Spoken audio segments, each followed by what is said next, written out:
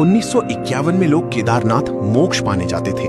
आज लोग कंटेंट बनाने जाते हैं। सन 1951 एक यात्री हरिद्वार से निकलता था, घूमने नहीं, मोक्ष की तलाश में। ना हेलीकॉप्टर, ना वीआईपी दर्शन, ना होटल, सिर्फ आस्था, हिमालय और केदारनाथ तक पैदल यात्रा। यात्रा शुरू होती थी हर की पौड़ी से, जहां गंगा पहली बार मैदानों में उतरती है, फिर ऋषिकेश और उसके बाद हिमालय की चढ़ाई। देवप्रयाग में यात्री देखते थे गोरी भागीरथी और सांवली अलकनंदा का मिलन, मानो दो बहनें गले मिल रही हों।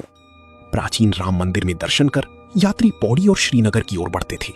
यात्री चलते चलते चट्टियों तक पहुंचते, जहां कई लोग अधमरे होकर गिर पड़ते थे।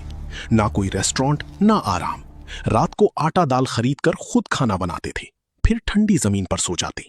लेकिन पूरे रास्ते गूंजता रहता राम नाम, हरि नाम। फिर आता था रुद्रप्रयाग, जहां अलकनंदा और मंदाकिनी मिलती हैं। लोग मानते थे यहीं से तपलोक खत्म होता है और देवलोक शुरू। गुप्त काशी में प्राचीन विश्वनाथ मंदिर, महीखंडा चट्टी में वो झूला जिसे माता पार्वती का झूला माना जाता था।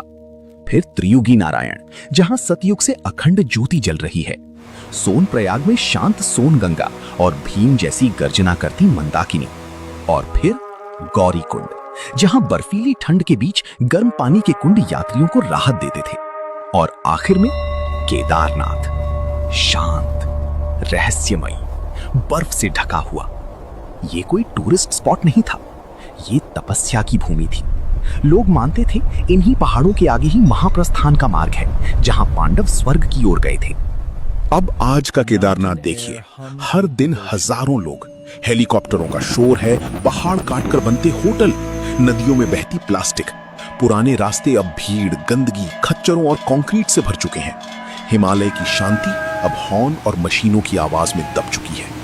बहुत लोग दर्शन से ज्यादा रील बनाने आते हैं और प्रकृति इसका जवाब दे रही है।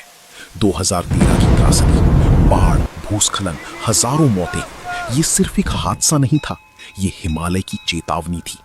1951 के यात्री दर्द सहकर चलते थे, लेकिन पहाड़ों को वैसा ही छोड़ जाते थे। आज हम जल्दी पहुंच जाते हैं, लेकिन बहुत कुछ बर्बाद कर देते हैं। शायद असली केदारनाथ यात्रा मंदिर तक पहुंचने में नहीं थी, बल्कि खुद को उसकी योग्य बनाने में थी। अगर हमने अपनी तीर्थ नहीं बचाए, तो हम सिर्फ प्रकृति नहीं खोएंगे, हम उनकी पवित्रता भी खो देंगे।